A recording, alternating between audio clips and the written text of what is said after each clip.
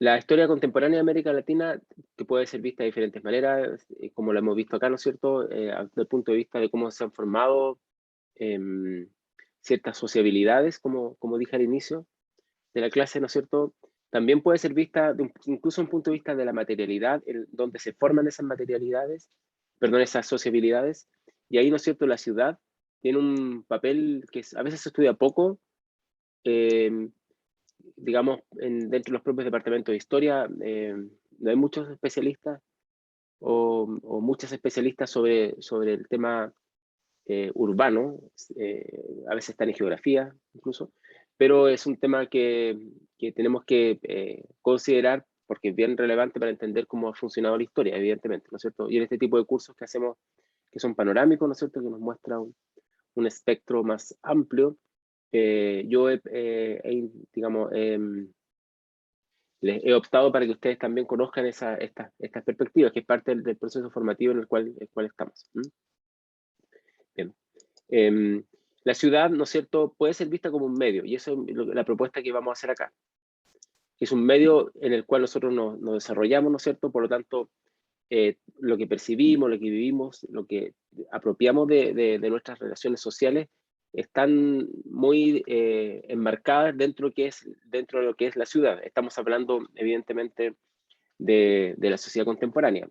Eso es evidente, y por eso que este curso empezó hablando en demografía para demostrar, ¿no es cierto?, cómo se invierte la relación entre campo-ciudad, las personas que vivían en un lugar u otro, ¿no es cierto?, desde ya fin del siglo XIX, pero esto va a ser evidentemente mucho más fuerte y relevante en el siglo XX, de modo que si en el siglo XIX nosotros teníamos a la mayor parte de la población viviendo en el campo, ahora la tenemos en la ciudad. Por lo tanto, la ciudad pasa a ser un elemento fundamental de análisis, y como dije, ¿no es cierto?, no se le presta mucha atención en los departamentos de historia, pero es algo que ustedes mismos y mismas pueden remediar en su trabajo como historiadoras y historiadores, ¿no es cierto?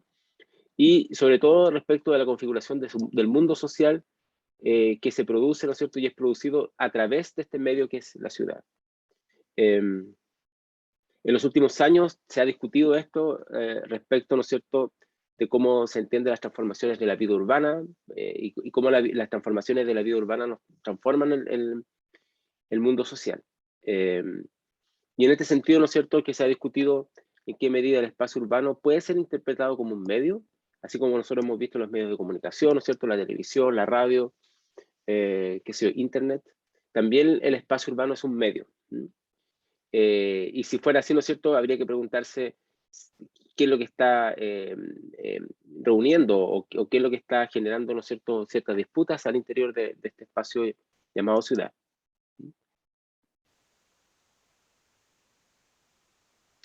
Para algunos el espacio es un cruzamiento de movilidad, como dice Michel de Certeau, un lugar que es practicado. O sea, no es solo una experiencia de vida urbana, sino también una manera como la gente se identifica, usa, se apropia de los lugares y accede al flujo de recursos, como aparece en esta cita de Ramírez.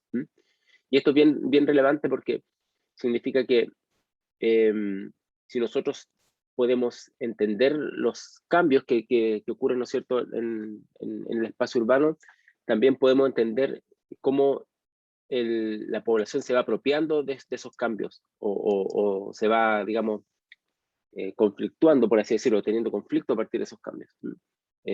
Esto no solamente tiene que ver con la llegada de población migrante, sea del campo, sea extranjera, ¿no es cierto?, y que inunda las ciudades, que es, por supuesto, uno de los temas más relevantes para entender esto, eh, sino también cómo la ciudad genera espacios para la sociabilidad que determinan de alguna manera cómo se configura esa sociabilidad.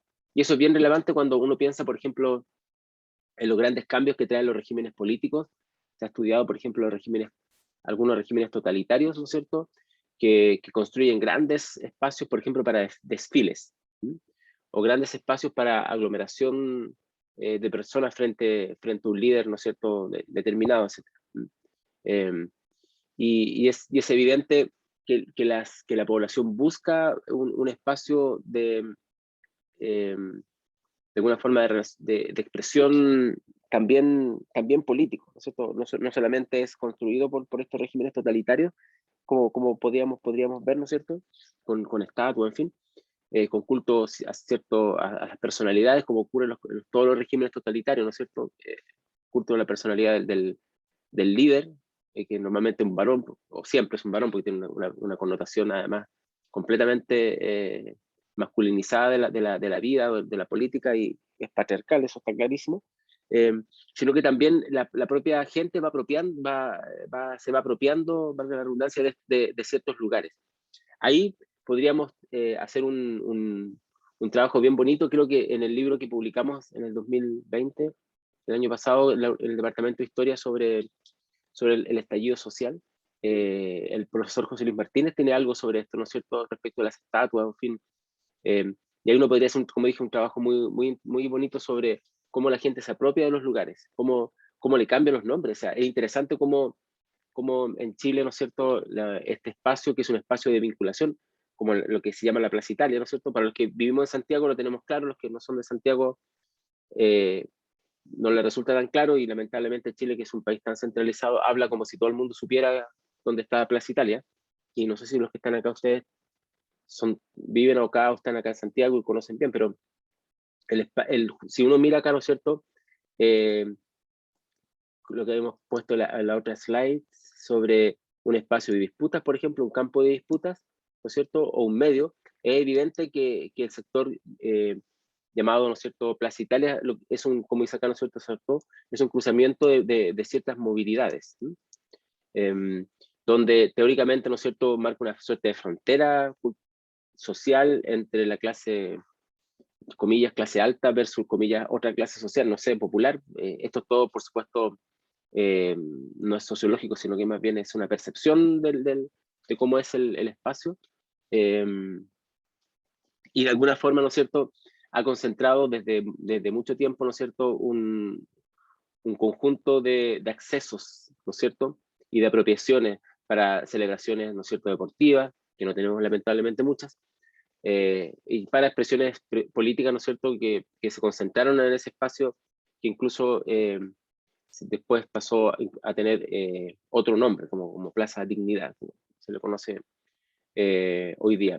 Y ahí ustedes podrían hacer un trabajo bien interesante sobre cómo se entiende, por ejemplo, las estatuas, el papel que juega Baquedano, etcétera, ¿no es cierto?, y que finalmente tuvo que ser removido. Eh, pero también es un espacio de conflicto, y lo hemos visto, ¿no es cierto?, estos últimos días cuando se vandalizó, ¿no es cierto?, la estatua una estatua de Salvador Allende en una comuna en Santiago, y bueno, y todo el proceso de vandalización también, que también en el fondo, bueno, también lo es, ¿no es cierto?, el sector de Baquedano, de la estatua de Baquedano, que también es interpretado, ¿no es cierto?, como una suerte de expresión política, aunque no creo que sea tan evidente eso respecto de, por ejemplo, una vandalización de una estatua como Salvador Allende, por supuesto, ¿no? Entonces, acá tenemos el espacio físico, como reúne a las personas, como les da, ¿no es cierto?, una movilidad para estar, ¿no es cierto?, conglomerada, concentrada, en un lugar tan extraño como, por ejemplo, la llamada Plaza Italia, que es un lugar de paso, ni siquiera es un espacio como una explanada, ¿no es cierto?, como podría ser cierta avenida en otros países. Pero también, ¿no es cierto?, el papel que juegan las estatuas dentro, como la de Baquedano, como la de Salvador Allende que dije, ¿no es cierto?, podríamos ver muchas más. Gran parte de los movimientos, digamos, vinculados a temas étnicos, por ejemplo, se ha centrado las estatuas con afectamiento también incluso y remoción de estatuas directamente, ¿no es cierto?, como ha ocurrido en Chile también, ¿no es cierto?, y en otros países, a propósito de los movimientos por la, digamos, por los derechos y todo lo que ocurrió, ¿no es cierto?, con la población afrodescendiente, por ejemplo, en los Estados Unidos y en otras partes también, en Europa. Entonces, es súper interesante esto, cómo la ciudad puede ser interpretada como un medio, y cómo podemos hacer muchos trabajos de investigación a partir de lo que es la ciudad. Yo las invito y los invito, ¿no es cierto?, a que puedan pensar este tema, y que tal vez se animen en algún momento a escribir algo sobre esto. Yo sé, ustedes que son las historiadoras y los historiadores del futuro, digamos, sería re bueno que pudieran trabajar estos temas que nosotros como generación lo hemos trabajado menos. Ahí podrían ayudarnos a completar este cuadro que no conocemos con su propio trabajo. Bueno, no sé si hay una pregunta antes de comenzar con el estudio de caso sobre, o algo que quieren agregar sobre esta idea del espacio de la ciudad como cruzamiento de movilidades. El texto, creo que no se lo he puesto yo, el texto de que escribimos salió el 2020 sobre el estallido social, el texto que escribió se escribió el Departamento de Historia. Yo tengo un artículo ahí sobre juicio de expertos, ¿no? Pero hay varios artículos, hay varios, digamos, que esto lo coordinó el profesor Folky. ¿Tienen el libro, no? Creo que ya les pregunté. Pero lo voy a buscar para poner, si no lo he puesto, lo voy a poner no lo tienen, chuta. Wow, no tienen un libro de nuestro propio departamento, que es un error que hemos cometido. Lo voy a poner hoy día en el curso para que lo puedan descargar, porque está en PDF. De hecho, salió en PDF, no está en papel. Sobre el estallido social que se escribió en el Departamento de Historia. No sé si quieren agregar algo más sobre esta idea de la ciudad como un espacio de cruzamiento, de este fenómeno de las estatuas. Ustedes podrían hacer un trabajo sobre eso, ¿no es cierto? En algún momento, como dije, no en este curso tal vez, pero en algún momento. Si alguien quiere agregar algo sobre esto, antes de continuar con el estudio de caso que es Sao Paulo, como dije.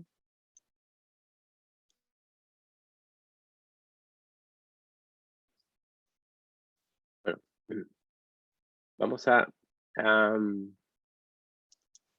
entrar al estudio de caso, a ver si queda más claro cuando veamos el caso en específico. Tal vez no estén entendiendo, no es que no entiendan, sino que por supuesto son personas inteligentes y entienden lo que yo digo, pero me refiero que no sé si está quedando claro lo que yo quiero decir de la ciudad como un medio.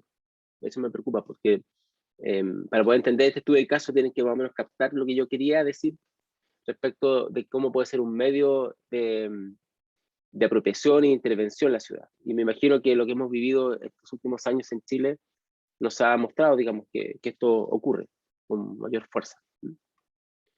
Bien.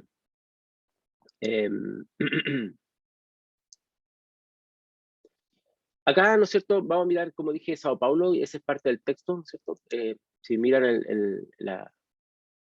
el plan de lecturas que tenemos, ¿no es cierto? Se refiere a este texto, ¿no es cierto? De Elda González, sobre café, inmigración y estructura urbana en Sao Paulo, y está puesto, ¿no es cierto?, como lectura de esta semana, y está puesto en el material de docente de cursos. Y este es un caso bien interesante porque de alguna forma sintetiza también, ¿no es cierto?, lo que ha sido lo que ha sido la discusión, ¿no es cierto?, al respecto en el mundo, digamos, sobre el tema de la ciudad como un medio. Esta ciudad tuvo una gran transformación debido, ¿no es cierto?, a condiciones económicas, como siempre, ¿no es cierto?, ocurre, ¿no es cierto?, al café, y también, ¿no es cierto?, a que el café pasa a ser una bebida que se incorpora en los hábitos, ¿no es cierto?, sobre todo de Europa y los Estados Unidos, que son los lugares que compran este producto, ¿no es cierto? Ustedes saben que la mayor cantidad de café que tomamos en el mundo, no sé, el porcentaje no lo tengo tan claro, pero sobre el 50%, más del 60%, creo, no estoy seguro, es producido en Brasil. Lo pueden envasar en Italia, que por lo menos personalmente me gusta cómo lo tuestan y lo preparan, pero sigue siendo, ¿no es cierto?, café brasileño. El café tiene una particularidad también, se ha estudiado desde el punto de vista de la sociedad contemporánea industrial, porque nuestra sociedad contemporánea industrial está vinculada con una cantidad de tiempo, ¿no es cierto?, determinado con horarios, ¿no es cierto?, en los cuales el café juega un papel porque es una bebida que nos permite, eh, digamos, qué sé yo, estar despierto, generar más atención por las características, ¿no es cierto?, químicas que tiene y cómo reacciona, ¿no es cierto?, con nuestro cuerpo, con nuestro cerebro. Eso ustedes seguramente lo habrán vivido y tal vez en este momento, hasta ahora temprano, el café le está haciendo sobrevivir esta clase. Entonces, el café juega un papel, y lo que como bebida, digamos, va a desplazar incluso al cacao, que fue una bebida también muy relevante como bebida líquido, digamos, el cacao, para, ¿no es cierto?, las clases altas en el siglo XVIII, ¿no es cierto?, siglo XIX, y el café ya en el siglo XX, ¿no es cierto?, va a ser un producto que esté muy vinculado a la idea también de la productividad. O sea, tomar café permite también estar despierto, y, y interesante cómo las diferentes culturas se han apropiado del café, digamos, de una manera u otra, ¿no? Eso no lo vamos a ver acá, pero un tema que a mí me interesa. Eh, entonces, en la medida que el café se transforma en una super bebida, ¿no es cierto? Una bebida muy requerida, entonces esto va a impactar especialmente a un país como Brasil. Entre 1870 y 1930, entonces Brasil proporciona cerca de la mitad del café que se consumía en el mundo, y ahora es sobre eso incluso. Esto evidentemente provocó un cambio gigantesco en el país, ¿no es cierto? Aparece el ferrocarril, el telégrafo y una llegada de inmigrantes, principalmente en algún momento de ciertos lugares de Europa y también de Asia, donde también llegaron muchos migrantes a este país.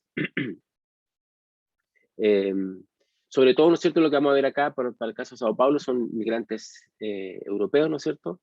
Ahí tienen la cifra, entre 1882 y 1930, ¿no es cierto?, la cantidad de europeos que llegan, la mayoría de ellos italianos, ¿no es cierto?, portugueses y también españoles, y a partir de 1908 comienzan a arribar japoneses, ¿no es cierto?, que van a ser ya hasta hoy día, ¿no es cierto?, sí, sigue siendo una colonia y un grupo de inmigrantes bien relevante, que se asocia poco a Brasil con el mundo asiático, y los que no tienen mucha noticia, mucha información sobre Brasil no se lo podrían imaginar, de hecho, como tampoco algunos se imaginan que hay inmigración asiática y japonesa importante en el Perú, pero sí es un tema relevante. Un paréntesis, porque el colega que va a exponer la próxima semana, que se unió al departamento nuestro de historia, justamente trabaja estas relaciones con Asia y América y Europa, desde el punto de vista de historia global, y va a ser un súper aporte para nuestro departamento para entender este fenómeno que lo conocemos poco, ¿no? En general. De modo que la inmigración efectivamente tiene un papel de importancia en el proceso de urbanización, porque en la medida que la población llega, ¿no es cierto?, se va ampliando la ciudad, pero también, por supuesto, alteró la composición étnica de la población. Sabemos que lo étnico como dice un autor, ¿no es cierto?, una mentira que nos une, pero también sabemos, ¿no es cierto?, que lo étnico juega un papel en la manera en la cual las sociedades se perciben a sí mismas y perciben su papel dentro de la ciudad, etc. Sao Paulo se convirtió en la ciudad étnicamente más plural de Brasil, y probablemente una de las más plurales junto con Buenos Aires de América del Sur, ¿no es cierto? Y tenemos aquí no solamente europeos, como italianos, portugueses, españoles, alemanes, también de otros lugares, ¿no es cierto?, como dije, Japón, pero también sirios y libaneses que se van a instalar en la ciudad. Estos migrantes, igual que muchos como lugares de inmigración, como Nueva York o otros lugares, ¿no es cierto?, se agrupan en torno a barrios o calles. Hay algunos viven, ¿no es cierto?, los españoles e italianos viven en ciertos lugares, ¿no es cierto?, italianos napolitanos, porque también los italianos a veces se diferencian depende del lugar que viven, de donde proceden, bueno, no solamente ellos. Los italianos calabreses, ¿no es cierto?, en otro sector, ¿no es cierto?, en algunos lugares los judíos, que va a ser también un grupo importante, ¿no es cierto?, o los japoneses, ¿no es cierto?, en otro lugar de la ciudad. Esto también va a ocurrir, ¿no es cierto?, en Buenos Aires. De hecho, Argentina tiene uno de los migrantes, de las comunidades, perdón, judías más grandes fuera digamos, en América por lo menos, una de las más grandes, ¿no es cierto? No sé si es más grande que la que tiene en Estados Unidos, pero sí es una de las más grandes del mundo. Y también se van a reunir en barrios, sectores. Bueno, si uno mira las ciudades europeas, por otro lado, ¿no es cierto?, también puede ver que los únicos migrantes, entre comillas, que llegan a Europa, ¿no es cierto?, hasta antes de la época moderna, son judíos, y también se agrupan en barrios, en lugares, y tienen sus propios cementerios, en fin. Uno lo puede ver, ¿no es cierto?, que sea en Praga, en cualquier lugar donde pudo haber sobrevivido tras el holocausto los nazis, digamos, se puede ver. Entonces, no es tan raro que los migrantes, como lo hicieron los judíos en algún momento en Europa y como lo siguieron haciendo otros, y también los judíos en América, se agrupen en lugares. Y tal vez lo podríamos pensar hoy día, ¿no es cierto?, en los migrantes que nos han llegado a Chile, ¿no es cierto?, estos últimos años, que también se agrupan en ciertos lugares.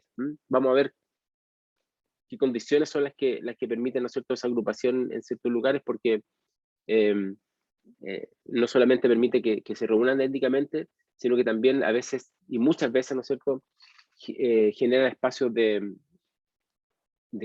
marginación. Entonces, y eso lo podemos ver también nosotros en el caso de algunos migrantes que han llegado este último tiempo a Chile, y se puede ver en Santiago, pero también se pueden ver en otras ciudades, ¿no es cierto?, como lo que está pasando en el norte, en Antofagasta, en Iquique. Y hay que mirar también eso para entender este fenómeno. Como siempre yo les digo, ¿no es cierto?, si uno mira el presente, lo entiende bien, uno tiene que estar atento a lo que ocurre y atenta a lo que está viviendo en el país y en el lugar donde vive para poder entender la historia. Uno no puede ser simplemente un coleccionista del pasado porque no va a entender nada si no entiende el presente. Entonces, tal vez si ustedes miran lo que ocurre con los migrantes que viven en Chile, ¿no es cierto?, podrán entender lo que estoy hablando ahora respecto de este comienzo de siglo o inicio del siglo XX en Brasil. Evidentemente, ¿no es cierto?, la ciudad se expande porque, y de forma rápida, ¿no es cierto?, porque llega mayor población de la que estaba habituada. Acá se produce, ¿no es cierto?, un tema inmobiliario que siempre, ¿no es cierto?, ocurre, y también ocurrió incluso en el caso de Santiago con las migraciones del campo, ¿no es cierto?, que se dividen los terrenos, ¿no es cierto?, en lotes, eh, lo que genera, ¿no es cierto?, un problema respecto de se articula la ciudad, se organiza la ciudad, porque no está pensada en términos urbanos, sino que está pensada solamente en términos de renta. De ahí que algunos lotes se dividen con tamaños idénticos, sin tomar, por ejemplo, en cuenta las características topográficas de la zona, que no permitían, por ejemplo, construir casas de una forma tan adecuada, digamos, porque están en pendiente, en fin, etcétera. Y también, ¿no es cierto?, esto permite que se diferencien zonas por ingreso, ¿no es cierto? Por ejemplo, en el caso de Brasil, los barrios de los grupos con mayor poder adquisitivo se concentraron en las zonas altas, y los barrios obreros se instalaron junto a las vías férreas, donde los terrenos eran de poco valor. Eso ocurre también en muchas ciudades, ocurrió en Santiago y sigue ocurriendo hasta hoy día. Entonces, quiero poner atención sobre esto, quiero hacer notar esto, ¿no? Porque el hecho de que las ciudades no sean planificadas en términos como, digamos, como si fueran, ¿no es cierto?, un solo cuerpo, sino que están obedeciendo los cambios a meros intereses inmobiliarios o económicos, ¿no es cierto?, trae también las dificultades que después las ciudades tienen, por ejemplo, la movilización de las personas, que lo podemos vivir nosotros en Santiago hoy día, ¿no es cierto?, que un grupo importante y bastante numeroso de la población a la misma hora se mueve a un sector de la ciudad. O sea, entre lo que llamamos acá el poniente, el oriente, el norte, el sur, digamos. Entonces, se está moviendo un grupo de una parte de la ciudad a otra, ¿no es cierto? Y lo que plantea enormes conflictos, ¿no es cierto?, en términos de lo que es la habitabilidad de la ciudad y digamos, y la contaminación también, y muchos otros conflictos. Ya, el, si hacemos un paréntesis para el caso de la ciudad de Santiago, es bien interesante que Benjamín Vicuña Maquena, cuando fue intendente a fin del siglo XIX, pensó la ciudad como un cuerpo que podía, ¿no es cierto?, tener cierta movilidad, y pensó incluso en el transporte, en la camino de cintura, ¿no es cierto?, lo que hoy día la propia calle Vicuña Maquena en parte, que tenía, ¿no es cierto?, tranvías que circundaban la ciudad y otros tranvías que entraban a la ciudad, ¿no es cierto?, y tenía barrios que estaban diferenciados para ciertos sectores sociales, claro. Es una visión eh, top-down, digamos, desde arriba hacia abajo, ¿no? Por supuesto, ¿no es cierto? Eh, pero eso en Santiago tampoco ocurrió finalmente, y lo que ocurrió, lo mismo que en Sao Paulo que estamos viendo, ¿no es cierto?, que se generan zonas de ingreso, por ejemplo, o de habitabilidad por ingreso, y lo que va a generar, ¿no es cierto?, un conflicto como lo podemos ver hasta hoy día, ¿no es cierto?, en Sao Paulo. No solamente los grupos étnicos se concentran para vivir en un radio cercano uno a los de otros, o son llevados, ¿no es cierto?, por el tema inmobiliario, también, ¿no es cierto?, se generan otras formas de organización colectiva que influyen en el paisaje urbano en la medida en que estos grupos se están reconociendo entre sí. Lo que se llamaría aquí una suerte de solidaridad grupal, que es de alguna forma mantenida, avivada, digamos, también, ¿no es cierto?, por la convivencia a partir de la recreación, del ocio, de la ayuda mutua.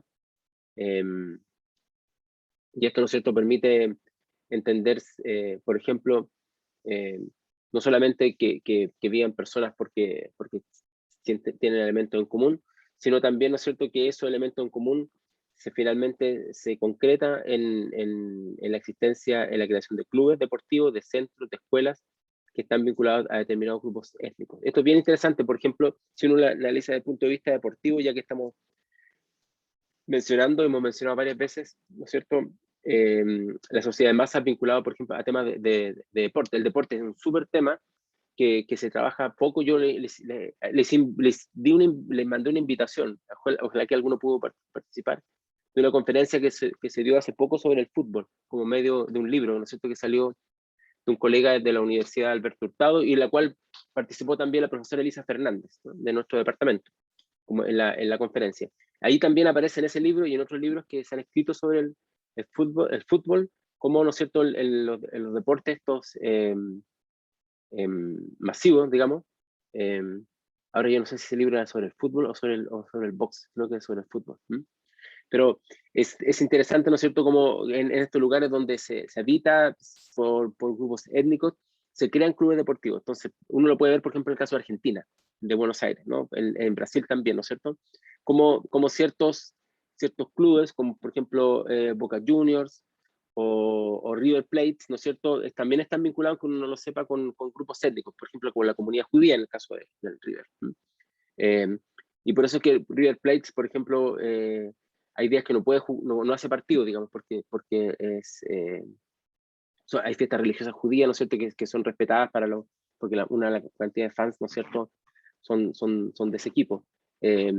En el caso de Chile, se crearon equipos de fútbol también, ¿no es cierto?, asociados a grupos étnicos como palestinos, como la Unión Española. Los españoles, bien interesante porque también crean, ¿no es cierto?, habitan en un barrio, viven en un sector, hacen un tipo de actividad y tienen su club. Y los clubes, cuando se produce un problema, ¿no es cierto?, por la llegada de Franco al poder o la guerra civil en realidad en España, se dividen y se dividen también los clubes deportivos, ¿no es cierto? Y ahí se crea la Unión Española, y antes existía un club que se llamaba Iberia, que se fue a la ciudad de Los Ángeles, en el sur, en la octava región, que hasta hoy día existe. Entonces, los clubes también están simbolizando eso, ¿no es cierto? Y en el caso de las comunidades palestinas también es claro, ¿no es cierto?, que viven en un sector, ¿no es cierto?, lo que llamaríamos la comuna hoy día de Recoleta, que tiene una actividad económica, ¿no es cierto?, social, comercio, y tienen su club deportivo y su club, digamos, también su club social, donde se cultiva el idioma, se cultivan los bailes, las comidas tradicionales. Es re interesante cómo funciona. Yo no sé si otras comunidades, para el caso, ya tomando el caso de Chile, o en Santiago, en otras ciudades también uno podría advertir que viven en ciertos lugares, a veces eso no lo conoce uno, sino no es parte de esos grupos. Han habido comunidades, en el caso de Chile, como los alemanes, por ejemplo, que están en un lugar distinto a la ciudad de Santiago, están originalmente en el siglo XIX en el sur, pero cuando se han instalado en Santiago, lo que le llaman como el barrio alemán acá, ¿no es cierto?, en Vitacura, está el Club Manquehue, que es un club de origen alemán deportivo, ¿cierto? Está la clínica alemana y está el colegio alemán cerca, más o menos están como en un radio dentro de una ciudad de Santiago bastante cercano, digamos. Eso uno podría llamar como una suerte de barrio alemán, pero no es tan así tampoco, en Deutsches Viertel le llaman. No es tan así, digamos, como un barrio alemán. Yo no sé si habrá algún sector que uno podría identificar como una suerte de barrio chino, como también ocurre en otros países, digamos, que también es interesante cómo se van agrupando, ¿no es cierto?, estas poblaciones en ciertos sectores. Y entonces, para poder entender esto, justamente uno tiene que buscar estudiar la recreación, el ocio y la ayuda mutua.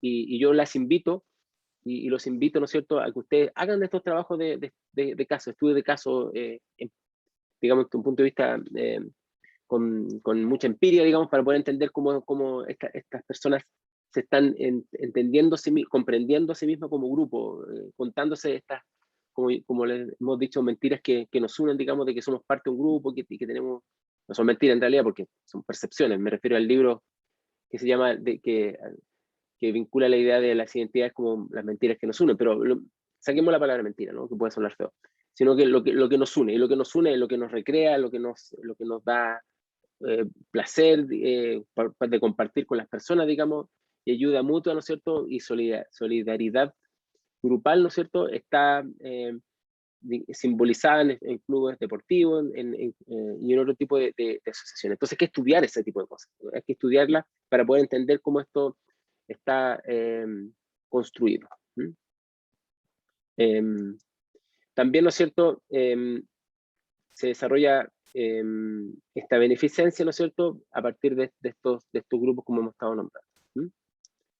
Bien, acá algunas fotografías de Sao Paulo, ¿no es cierto?, el periodo que estamos hablando, que si ustedes conocen, bueno, si pudieran ver Sao Paulo, se verían que es una ciudad bien distinta, pero mantiene algunos de estos edificios hasta ahora, digamos. Y aquí otra imagen de los pueblos nuevos que se van surgiendo, ¿no es cierto?, en este periodo.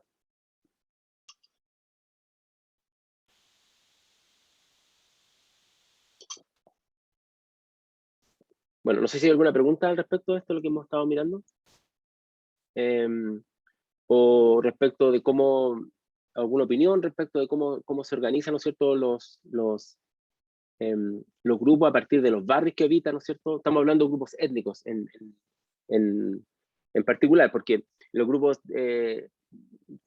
por ejemplo, de las migraciones del campo a la ciudad, ¿no es cierto?, que también tienen una unidad como grupo y solidaridad, ¿no es cierto?, en la medida que están muchas veces en situaciones de marginalidad, tienen otra herramienta, como hemos visto en esta clase, por ejemplo, el cine, que le permite reflejarse, la música, digamos. Y ahí la radio juega un papel, ¿no es cierto? Uno podría estudiar incluso toda la gran parte de la obra, no toda, una parte de la obra de un cantante chileno como Víctor Jara, que también es una persona que viene como de origen campesino, y mostrar, ¿no es cierto?, cómo la canción urbana que él hace, ¿no es cierto?, tiene reminiscencia evidentemente clara, ¿no es cierto?, con la vida campesina. Entonces ahí es una manera como a partir de la cual los grupos de alguna forma se van percibiendo a sí mismos y se van, ¿no es cierto?, digamos, configurando como grupo en sí mismo gracias a estos elementos. Por eso es que la historia cultural o la historia de las manifestaciones culturales no es simplemente una historia de las élites o qué sé yo, ¿no es cierto?, que también lo pueden ser, sino que es una manera que nosotros tenemos para entendernos a nosotros mismos. Y yo he hecho harto énfasis en este curso de que es bien importante que estudiemos estos elementos para entender la historia. No sé si quieren agregar algo sobre lo que he mostrado. Profe, a mí me surge una duda, Sí, que es principalmente porque, por lo que leí, generalmente el Estado estimuló la migración para generar mano de obra, sobre todo en lo que eran las plantaciones de café, pero también, digamos, hubo un plan desde el Estado para la migración hacia la urbe, por ejemplo, la migración internacional hacia la urbe, o eso fue más como espontáneo producto de todo el contexto global finalmente. un poco de ambas, pero por los estados en general, y en el caso de Brasil no es tan extraño, tratan de controlar de alguna manera los procesos, los flujos migratorios, como también lo ocurrió en Chile y en otros países, ¿no? Pero la migración siempre desborda a las posibilidades del Estado. En general, los estados en América Latina han sido súper débiles hasta hoy día, digamos. Y yo creo que esa es mi interpretación personal, que hay una imagen sobredimensionada de lo que es el Estado por culpa de nosotros, los historiadores, y las historiadores que hemos construido esa imagen también, digamos. Y yo creo que el Estado es mucho menos fuerte y mucho menos influyente de lo que a veces pensamos. No solamente el gran Big Brother, ¿no es cierto?, que nos mira desde afuera, o el tipo Vigilar y Castigar de Michel Foucault, que también lo es, por supuesto, sino que yo creo que el Estado no tiene tanto poder, y cuando trata de controlar, a veces le resulta todo lo contrario también. También ocurre, ¿no es cierto?, que lo hemos visto en las experiencias estatales, digamos, asociadas, qué sé yo, a la Unión Soviética, en fin, y otros países, que cuando, o la República Democrática Alemana, que es el tema que yo un poco conozco un poco más, ¿no es cierto?, cuando trata de hacerlo, le resulta a veces todo lo contrario. No es tan importante el Estado, creo yo, para entender esto, pero sí hay un intento del Estado por controlar o la migración, y hay migrantes que llegan eh, con ciertas facilidades que da el Estado, pero siempre esto se desborda, ¿no? Porque el problema con los migrantes es que tú no puedes controlar realmente los flujos. Por más que intentes poner vallas, estamos hablando, miren, es un problema que estamos mirando hoy día, ¿no? Piénsenlo hoy día. ¿Qué es lo que está pasando en el norte de Chile, en Colchane? ¿Qué es lo que está pasando en la frontera con los Estados Unidos y la migración que tienen enorme en Texas?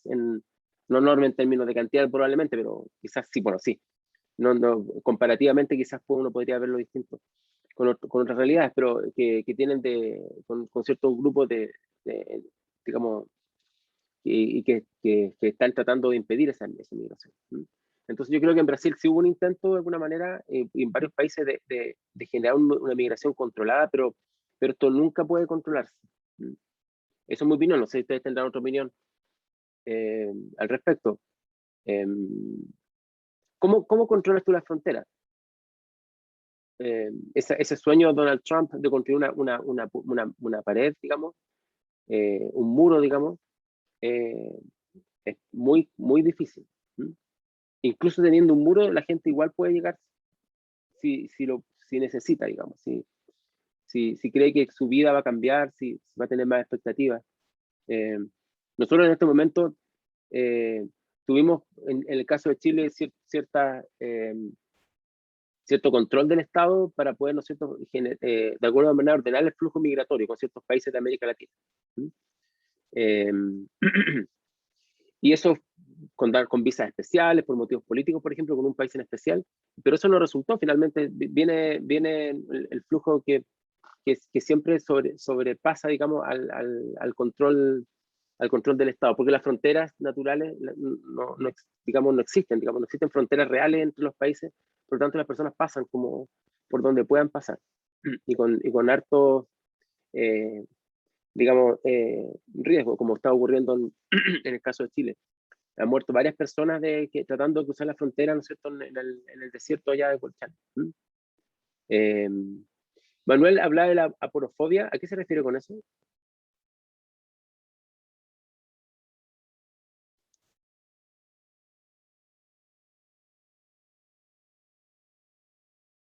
Vamos a pausar la grabación.